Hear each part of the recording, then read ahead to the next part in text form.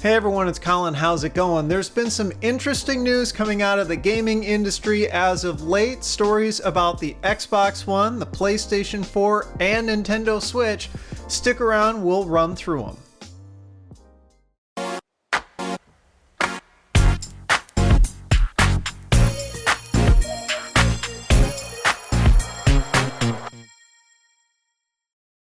Alright, first story to cover is Xbox One versus PlayStation 4 console sales. This has been something that people have been fairly interested in because this generation of consoles hasn't seemed quite like any of the previous ones. Of course, with the whole shift in hardware and the PlayStation 4 and PlayStation 4 Pro, and then Microsoft doing the same thing with the Xbox One and the Xbox One X. Boy, they couldn't have made that name a little bit harder, could they? It's kind of skewed things this generation compared to previous. It's not quite as cut and dried, yet people are still interested in just what the sales of those consoles are. Who's the winner, who's the loser? Generally, these companies have stayed a little tight-lipped as to what the actual breakdown in sales have been, but based on some relatively recent information, we've been able to glean a little bit better of an idea as to how this console generation has gone. Now, I need to note that the Nintendo Switch doesn't get counted into these factors. And that's another peculiarity about this whole console generation, is that it's really been split where you've got Xbox One and PS4 kind of duking it out on their own terms, doing about the same thing. And then Nintendo is just totally off in the weeds, doing its own separate deal with Switch and its handhelds and stuff. So this is really just a direct comparison between Xbox One and PlayStation 4. But for several years now, Microsoft has been very tight-lipped about what Xbox One sales have been like. So a lot of people are wondering, what's the actual breakdown? Well, some interesting information from an EA investor earnings call not too long ago, where the CEO of EA basically let slip that console sales combined through 2017 have been about 103 million units or so. So altogether, PS4 plus Xbox One altogether through 2017, 103 million units. Now, like I said, Microsoft hasn't really been releasing any of its sales figures for the Xbox One, but Sony has been, and it's apparently pretty proud of those numbers, and Sony should be, because for that same period, through the end of 2017, Sony announced that it sold a bit over 73 million PlayStation 4 units. So you do the math, and PS4 effectively has a 70% or so market share between those two consoles, which is a huge gap compared to the previous generation. Xbox 360 versus PS3 ended up being about even in the end. So it's just blown the doors off of it in terms of what the PS4 has done, and Xbox One is looking even worse than I think a lot of people imagined it did. Now, of course, we don't know what the split is between Xbox One and Xbox One X sales. That would be a really interesting number to see, I think. I know when the Xbox One X launched, there was a lot of hype because of the whole Project Scorpio thing. It was supposed to be like the most powerful game console ever, and it pretty much is. It's way more powerful even than the PS4 Pro. And that's where some of this interesting dynamic comes into play. I think a lot of people were looking forward to the PS4 Pro, but they were a little bit underwhelmed by it. It just didn't seem like it was that big of a spec bump. Microsoft arguably knocked it out of the park with the Xbox One X from a specification and performance kind of standpoint. The thing is capable of 4K gaming. It's really, really powerful. Microsoft put its money where its mouth was and really delivered, but I don't think that translated into very many console sales. I think we would really be seeing a bigger market share on Microsoft's part if Xbox One X had truly resonated with console gamers and given Microsoft that big push that it apparently otherwise needed in terms of sales. So that's some numbers we still don't know. Maybe we'll find out about them at some point. Maybe we won't. I don't know. The other thing I'm not sure about is just why PS4 has done so well this console generation. I don't think there's any particular one major reason as to why. I think it's a combination of smaller factors. One could argue that, well, it's simply because the PS4 may have better exclusives or something like that, but I would argue against that, saying it's all about exclusive titles or whatever. That's kind of a chicken or an egg type of a problem, because whichever console is more popular is more likely to get better exclusives, right? The console makers want to, of course, sell as many consoles as they can, but the software developers want to target the biggest audience they possibly can as well. So they're going to go with whatever the clear leader in that market is. So if the PS4 has better exclusive titles, it's simply because, well, apparently the software developers know and have known for a while that the PS4 is just handily outselling the Xbox One. So they want to go with the winning team. Another factor to it also is maybe it has to do something with this whole universal Windows platform type of thing Microsoft's going, where you can get the same game running either on an Xbox One or on a regular Windows PC. Again, I don't know any specific numbers as to what the uptake rate of people actually using Universal Windows games is.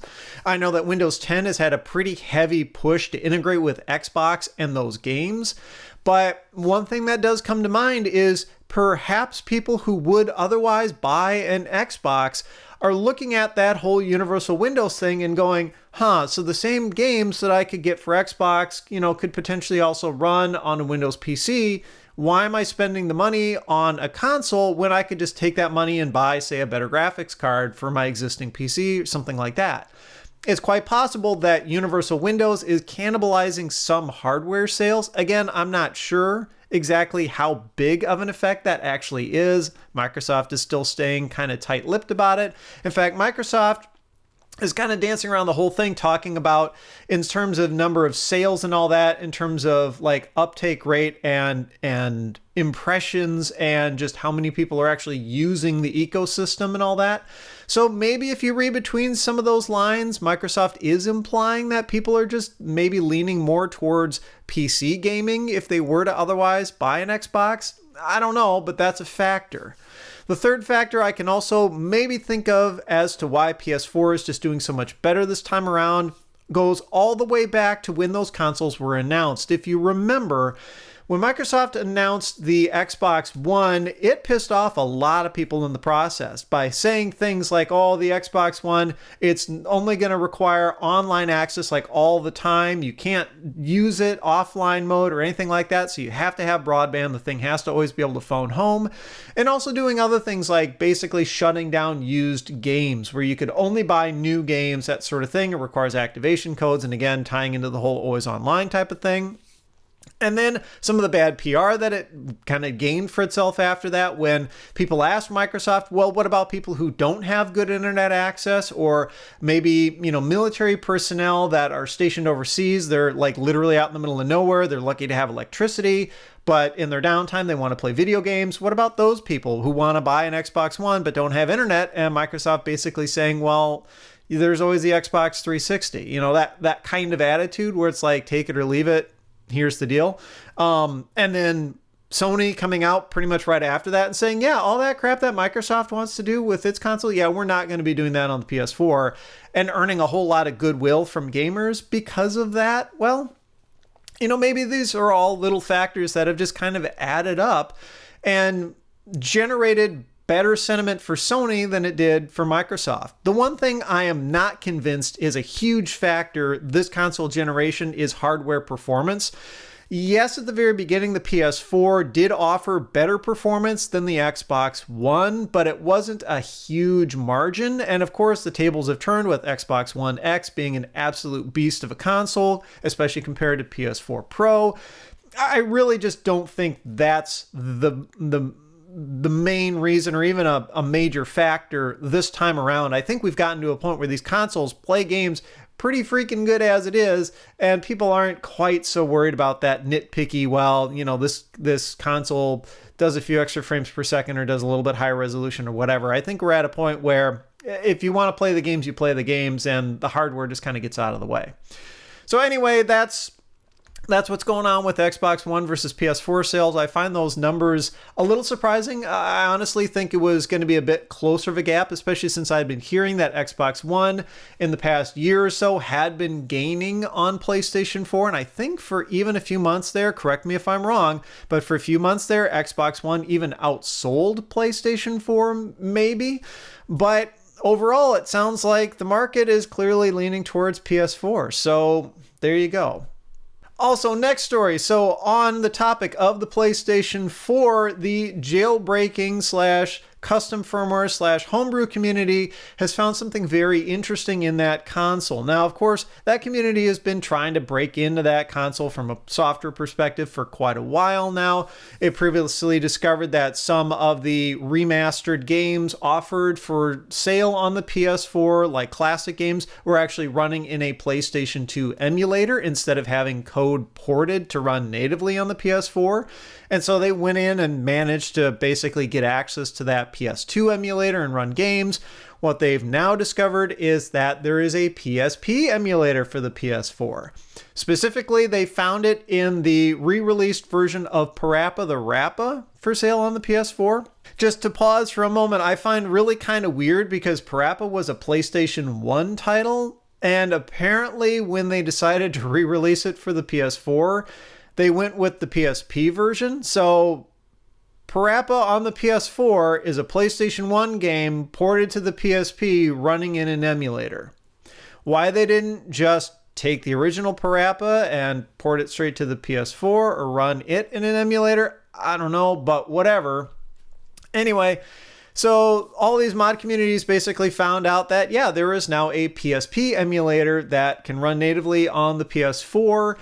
And not only that, but they've been able to go in and extract it. So there have been some proof of concepts of being able to run other PlayStation portable games within this emulator on hacked PS4s. Now, of course, it's going to be a continued cat and mouse game between these mod and hacking groups and Sony, because Sony wants to shut all of that down, of course, because in their eyes, it's all just piracy. And these other groups want to try and get as most as they can out of these consoles. So Sony's going to keep trying to shut them down through various code patches and revisions and stuff like that. And these, communities are always going to find new bugs and exploits and that sort of thing. So this isn't necessarily at a point where anybody can just take advantage of this emulator on the PS4, just load your PSP ROMs or whatever and go at it. But it is really good news that not only are these mod communities continuing to make progress into figuring out how the PS4 works and try to push it as far as they can, but also that Sony isn't just sitting there and kind of being like, oh yeah, we're at the top of the hill and that's it, but rather continuing to push with the PS4 and offer new things. They could have just said, well, we've done this PS2 emulator, we'll just stop and leave it at those games, and then maybe next console generation or something like that, we'll come to another batch of retro games. Maybe then we'll do PSP games or Vita games on the PS4, something like that. The successor to the PS4. But no, Sony's clearly in it. They want to continue to push on, so they wrote this PSP emulator. Apparently it works really well. It supports texture packs, so Parappa on the PS4 actually looks pretty good. And as a fan of Parappa, I'm definitely going to be going and picking up a copy of that for the PS4 because it's fun. It's fun to play, and I like having access to some of these titles, especially if they're decently priced on newer hardware, just for the convenience side. So, hey, there you go. I guess another big bullet point towards why PS4 is doing really well this time around. I guess they just seem to be targeting what people want to buy. All right, and the final two stories. These are about the Nintendo Switch. There's some good news and there's some bad news. I'm going to start with the bad news. And that is Nintendo has announced it will not be offering the Virtual Console for the Nintendo Switch. I think this is a really silly decision. Basically, they just said, yeah, we're not going to do it. Don't get your hopes up. Just not in the cards for this console. And everyone's kind of sitting there left scratching their heads as to why. Virtual Console seemed like it was going to be pretty much a guaranteed thing for the Switch, right? It's something people have been wanting ever since that console first came out. I feel like it was a missing feature at launch, and a lot of people held hope that it was just going to be a few months away. Nintendo will offer a firmware update, an OS update, and then we'll get Virtual Console, and then we'll have tons of games. Even more people were hoping that maybe Nintendo would be benevolent and offer the ability to transfer all of your previous virtual console purchases from others onto your Switch. So if you had bought a whole bunch of games, say on the Wii, the Wii U, the 3DS, that you'd be able to log into the eShop on the Switch and maybe even for a limited period of time be able to go in and re-download all those games onto the Switch for free. But Nintendo has said not only are they not doing that, they're just not doing the virtual console at all. And that's got a lot of people worked up, and understandably so, because it's like, hey, Nintendo, do you want free money? It's Nintendo going into the whole we don't want free money kind of mode again, which just boggles my mind. You know, with the whole limited availability of the NES Classic and SNES Classic, clearly Nintendo could find the production capacity to make more of those, but they didn't. They could have made a ton more money if they had made more of those consoles, but they didn't. Now they're kind of doing the same thing again with Virtual Console, and I'm scratching my head trying to figure out exactly why Nintendo would do that. What Nintendo was offering instead, of course, is this whole Switch Online service, which it did finally start to firm up the details on. $20 a year gets you access into Switch Online. It includes voice chat, includes online play for native Switch games, which for a long time now has been free. Apparently, when Switch Online goes live, that's no longer going to be free. So to do any sort of online multiplayer on Switch, you have to buy Switch Online, which is kind of another discussion in of itself, I think, because some people are like, well, you know, that should be free as part of the game. You're paying $60 for a title. It supports online play. Why wouldn't that come with it? And other people are like, dude, chill out. It's only $20 a year. What are you asking for? That's not a whole lot of money. I can see both sides of it. With Switch Online, of course, you also get access to some classic titles. I don't believe Nintendo has released the list yet. One interesting that does seem to have changed is that originally when Nintendo started talking about this online service towards the end of 2017, it was going to offer titles from both the NES and the Super NES as part of your subscription. Now they're really only talking about NES titles and not really saying anything about Super NES. What I do know is it sounds like we're getting 20 games to play, and Nintendo is not, it's more than just like, here's a bunch of games, play them. They are putting a little bit more effort into these retro titles, and they're going to be offering some unique ways of doing multiplayer with them. So if it's a 2 or more player game, on an NES title, they've done some tweaking, some rewriting there where you can actually do online multiplayer with those multiplayer games. For single player games, apparently there's going to be some kind of community type of sharing feature where you can watch other people play, or you can do like a tag team type of mode where you trade off controls throughout the game, stuff like that. So it's not like, you know, for your $20 a year, here's your games and then that's it. They are going a little bit above and beyond, but there's still a lot of unknowns about Switch Online, specifically which games are they going to be, how frequently are they going to rotate out, or are they going to rotate out, and then are you going to continue to be able to play games that have rotated out afterwards, or is it more of a, hey, this is the game that you're allowed to play for this month or this week or whatever, and then when we pull it, you're no longer allowed to play it type of a deal. These are all details we're still trying to figure out. They haven't been released yet. I'm sure they'll come in time. But it does have some people worked up because it leaves out a huge portion of this catalog of fantastic games. Yeah, I mean, it's nice that they're targeting, I'm sure they're going to target some of the most popular ones, but there are way, way, way more games in the Virtual Console than Nintendo is going to be offering through Switch Online. So why are they depriving themselves of that additional revenue? It doesn't make a whole ton of sense unless maybe there's something else coming up afterwards, maybe an additional subscription type of service where it's going to open up more games. Maybe it'll be some sort of all-you-can-eat type of thing where for $60 a year, you can play all the Virtual Console titles. I don't know. I can only hope that maybe Nintendo will, you know, give us a better deal later on, and they just don't have it ready right now and they don't want to announce it. But until or unless that happens, it seems like the options we have are pretty slim. The other software development companies have started to kind of step back in. So companies like Sega and SNK and Square Enix, they've actually been releasing their own retro games directly in the eShop outside of like a virtual console type of environment. So, I mean, a lot of these games will be available, but are they going to be as good of a deal as virtual console? Are they going to be as convenient as virtual console? And again, we're still going to end up being cut out of a whole ton of titles that were otherwise available for, say, the Wii U and the 3DS, just because not all of the software development companies are probably going to be involved in reselling their titles directly in the eShop. So some bad news there for those who were hoping that their Switch could be kind of the end-all be-all gaming console for everything Nintendo. It sounds like it's still going to be kind of really pushing towards Switch native titles, and then with just a little bit of retro gaming and indie gaming kind of off to the side. Some good news though. The upside is that the Nintendo Switch has been hacked. This is something that I think a lot of people have also been hoping for quite a while. A group of like homebrew developers and console hackers called Team ReSwitched not too long ago figured out that there is a software bug in the NVIDIA Tegra overall kind of architecture. And that's the system that the Switch is based on. This actually isn't a hardware vulnerability, it's a software one, but it's triggered through hardware. Basically, what people found is that you can put the Switch into a USB recovery mode by shorting a couple of pins where the right Joy-Con attaches to the console. Apparently that's a USB type connection.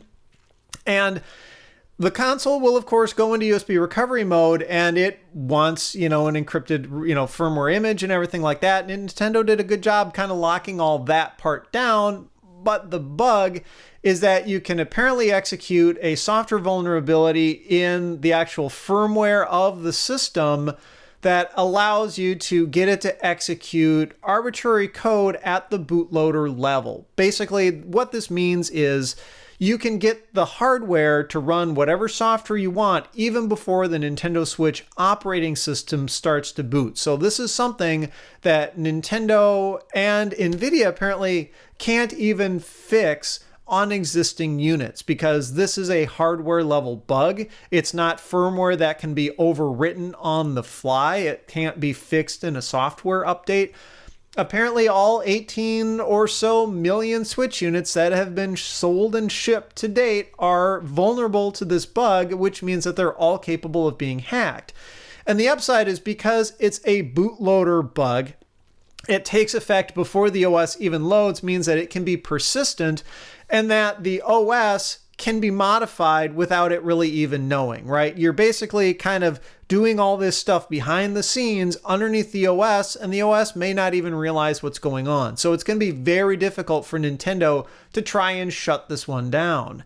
As far as I can tell, really all the more Nintendo really would be able to do with consoles that have been hacked is it could probably detect that any sort of custom firmware has been installed on the console, but all the more they'd really be able to do is things like locking the console out of being able to play online, basically banning its serial number from maybe warranty support or any other sort of updates, anything like that. Online play, things along those lines. Maybe doing some kind of update to games or some sort of checking to game software to see is it running on a hacked console and maybe keep it from running. But in any event, this kind of blows the doors wide open for the Switch. And I do need to issue some big, positive vibes to the Team ReSwitched group because I feel like they're going at this in a very good and responsible way. A lot of times when you see these groups going after custom firmware or jailbreaks on consoles, it's for the purpose of being able to do piracy, right? And that's kind of been the modus operandi of mod chip makers just for years, right? This has all been going on for decades. None of this type of work is anything new, but what really struck me about this particular instance that's fresh and new is how the team that discovered this vulnerability handled it. It handled it actually not like the whole, hey, now we can run homebrew and backups, aka pirated games on these consoles, but rather The team seems to handle this thing more like any sort of security vulnerability in software, where apparently before going public with this information, they actually reached out to NVIDIA and Nintendo and told them what they had found and given them a heads up to say, hey, look, this is what we found. We're letting you know in advance. We will disclose this to the public, but not for a while. It's called responsible disclosure, and we see this in information security quite a bit. If you remember things like the CPU vulnerabilities in Intel and AMD CPUs, the whole meltdown inspector thing, that was also part of this whole responsible disclosure, right? The team that found those bugs were supposed to give the software manufacturers or hardware manufacturers, well, and some of the software manufacturers too, advance notice as to what they had found to give them a chance to write patches or remediate it as best they can. In worst case scenario, to allow them to prepare to go into like PR nightmare mode to, settle everyone's nerves and everything like that. But the idea is you give the manufacturers and the key stakeholders the information first so that they can develop a plan to mitigate all of the potentially destructive damage that could occur once that information gets out, right? If you discovered like this horrible bug in a piece of software that could leak everyone's personal information or allow remote takeover of a computer, something like that, and you just go ahead and publish it without telling any of the vendors what you had found, well, right away, people are going to start writing software to take advantage of that, and the overall effect is going to be way worse. So what we found with Team ReSwitched is that they actually didn't look at it from the whole traditional console, hey, now we can run homebrew and pirated software type of angle, but rather from that information security angle. They told Nintendo and NVIDIA ahead of time this is what they had found, said, in so much time we're going to be going public with this, but it gave them a chance to at least understand what was going on and maybe develop a response. Of course, their hand got tipped a little early because supposedly this vulnerability information wasn't supposed to go live until June of 2018, but a couple of other groups, it seems, had started to get kind of close as to figuring out some of the same stuff that Team ReSwitched did. So Team ReSwitched decided to push up their disclosure date to the public so that they could at least get all of the information out there. Yeah, they'd be the first ones to report it, but they'd have the most complete information to report. So overall, I'm feeling really good about the whole, hacked Switch thing. I'm not personally planning on modifying my own console. I like to be able to play it online. I like to be able to get software updates and stay in Nintendo's good graces and all that kind of stuff. But I do think at least they handled it the right way so that if people who do want to go ahead and, try out the hack, the mod, whenever it comes out. It hasn't been released yet, but when they do, at least they fully understand what's going on, and they'll have a lot of options available to them. Quite possibly this team may be able to figure out a way to do virtual console-like things. So it's going to be more than just homebrew and being able to run pirated games, breaking copy protection, that sort of thing. The level of this hack is deep enough where they can run all sorts of arbitrary code, write all sorts of software for the platform and integrate it in really well and get the console to do things that Nintendo otherwise can't or won't let it do. And in that case, everybody wins. In the very least, if there's a lot of uptake on custom firmware for the Switch, it may send a signal to Nintendo, hey, look, some of the things that people are doing in custom firmware are things that generally people really want out of this console. And maybe Nintendo will listen and go, yeah, maybe killing Virtual Console on the Switch was a bad idea after all, and maybe they'll change their mind. Who knows? Now, a thought that I had not too long ago, though, was maybe the reason Nintendo is killing Virtual Console on the Switch is because of this software vulnerability. Maybe Nintendo is afraid that if people install custom firmware on their console and they have Virtual Console access, maybe there will be some risk of piracy of those titles or something like that. I don't know. I don't think that's a huge factor, and I don't think that's the main reason why Nintendo has decided to basically just abandon Virtual Console on the Switch, but it is something that kind of makes you think.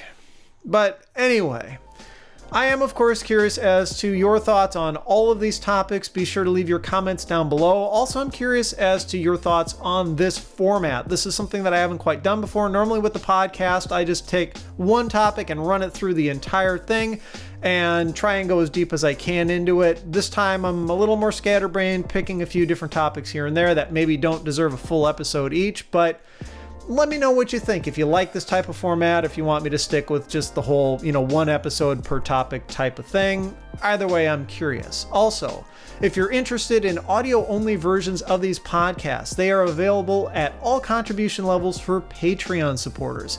So as little as $1 a month gets you access to plain MP3 downloads of these podcasts. Patreon also supports private RSS feeds, so you can throw it into the podcast player of your choice. And these episodes do go live a few days before they show up on YouTube, so that's all just something for you to think about. Anyway, if you like this one, I would appreciate a thumbs up. Be sure to subscribe if you haven't already. You can follow me on Twitter and Instagram at thisdoesnotcomp. And as always, thanks for watching.